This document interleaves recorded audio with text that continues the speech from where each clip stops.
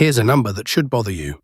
A 25-year-old who invests $300 a month for 40 years ends up with more money at retirement than a 40-year-old who invests $800 a month for 25 years. The late starter puts in $96,000 more of their own money and still finishes behind. That gap is not caused by bad investments or bad luck. It is the pure mathematical cost of waiting. Let's walk through the actual numbers, because this is one of those concepts that sounds like a cliché until you see the spreadsheet. The data comes from multiple sources published in 2026, 24/7 Wall Street, the Snowballer Cost of Waiting Index, and Capstag's retirement modeling, and they all tell the same story. The single most expensive financial decision most people make is not picking the wrong stock or paying too much in fees. It is deciding to start next year. Start with the cleanest example. Investor A puts $5,000 a year into the market from age 25 to 34. 10 contributions, $50,000 total, then stops forever.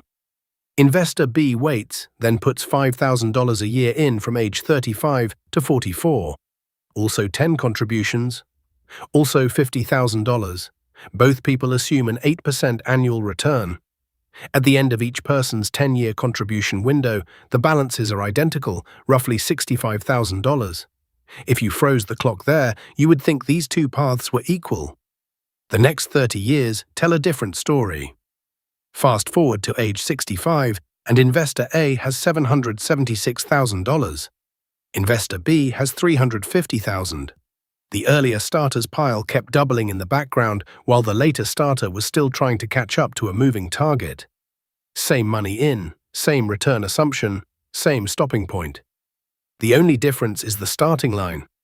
That example uses $5,000 a year. Now scale it down to what most people can actually afford.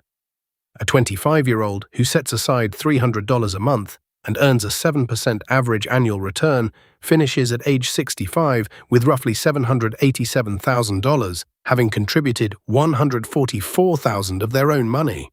A 40-year-old who tries to catch up by putting $800 a month toward the same goal at the same return ends up with about $648,000, despite contributing $240,000. The late starter saves nearly $100,000 more out of pocket and still finishes behind by almost $140,000. That gap frames why the data on when Americans actually begin saving matters. The Snowballer Cost of Waiting Index for 2026 puts it in even starker terms. At $500 a month and 8% returns, a 25-year-old who waits 1 year forfeits about $139,000 in final retirement balance at 65. That is roughly $382 per day of delay. Every single day you wait in your mid-20s costs you nearly $400 in future wealth.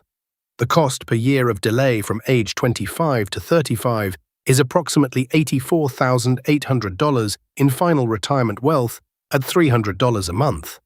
That is more than 2 full years of actual monthly contributions.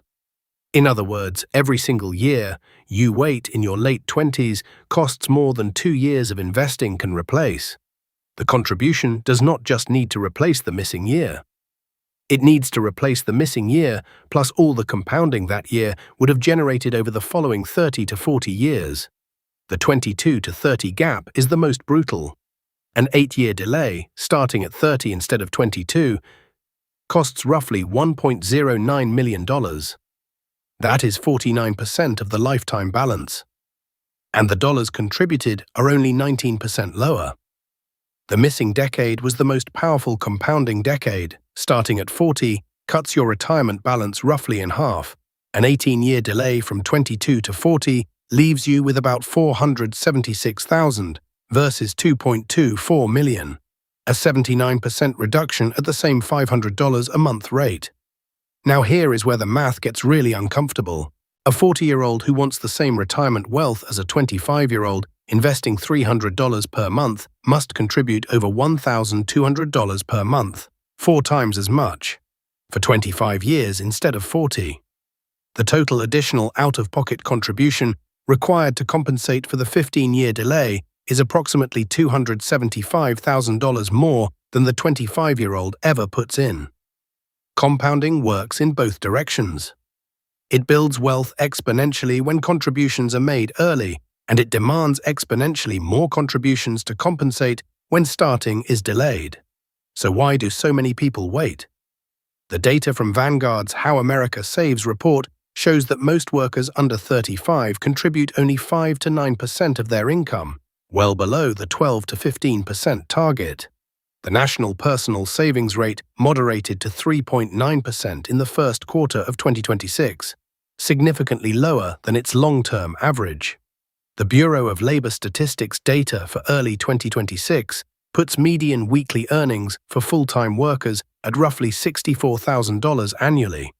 A $300 monthly contribution consumes about 5.6% of that gross pay. That is achievable for most people. The barrier is not affordability, it is allocation.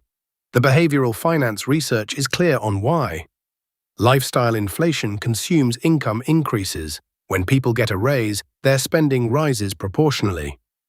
The person who says, "I will start investing when I make more money," often never starts, because their expenses rise with their income. The Transamerica Center for Retirement Studies found that Gen Z workers began saving at a median age of 20 with a current median balance of $31,000. Millennials waited until age 26, resulting in a median balance of $65,000. That 6-year delay in starting creates a meaningful hurdle for long-term compounding that no amount of later catch-up fully closes. The research from behavioral economist Sarah Rodriguez at the University of Chicago found that people who automated their investments within the first month of employment accumulated 2.3 times more wealth over 20 years than those who delayed setting up automation, even when they eventually invested the same amounts. The key insight is that starting imperfectly today beats starting perfectly tomorrow. A simple automated investment in a low-cost index fund, started immediately, will outperform the perfect strategy you implement 5 years from now. Here is the practical playbook. First, open a Roth IRA and fund it with whatever you can afford right now. Even $50 a month, $50 monthly from age 25 to 65 at 8% return equals $174,000. That is life-changing money from what amounts to skipping a few restaurant meals. Second, automate the contribution.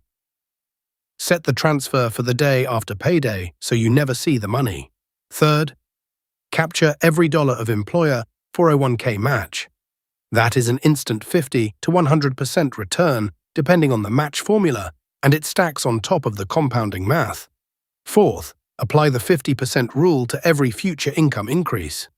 When you get a raise, direct half of it to your investment account. Your lifestyle adjusts to the other half, and your savings rate climbs automatically without a single dramatic sacrifice. Fifth, increase your contribution by 1% of salary every year. You will not feel it. Your future balance will. The data from Fidelity shows that 88% of participants received an employer contribution in late 2025. An unclaimed match is one of the most expensive forms of delay. For savers over 50, catch-up contribution rules add room above the standard 401k limit. Though Vanguard reports only 16% of eligible participants used the feature, the compounding advantage of an early start cannot be recreated at 40, but the disadvantage can be narrowed by contributing more, capturing every match, and starting immediately rather than waiting another year. There is one more layer to this that most people miss: the inflation-adjusted return. A compound interest calculator that shows only the nominal final balance is giving you a misleading picture. A $1 million balance in 30 years at 3% inflation is worth only about $412,000 in today's purchasing power. This is why the real return matters more than the nominal one.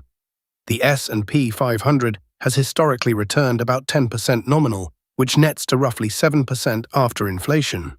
When you see those impressive 7-figure projections, ask yourself whether they are in nominal dollars or today's dollars. The honest number is the inflation-adjusted one, and it is always smaller than the headline. The rule of 72 makes this concrete.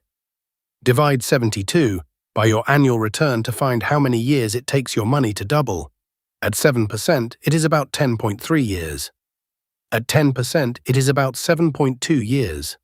Now apply the same rule to inflation.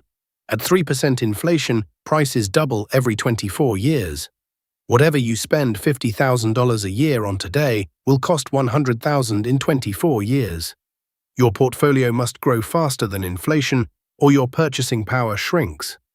This is why holding cash long-term is a guaranteed loss in real value. Even a high-yield savings account at 4% barely outpaces 3% inflation. The real return is roughly 1%. Your money is treading water, not building wealth. The financial educator George Camel put it directly. The lesson here is the power of compound growth takes time, and the more time you have, the results are exponential. The variable that decides everything is when you start, not how much. A 25-year-old who automates $100 a week and forgets about it walks past the 35-year-old who waited for the perfect salary. Every time, the best time to plant a tree was 20 years ago.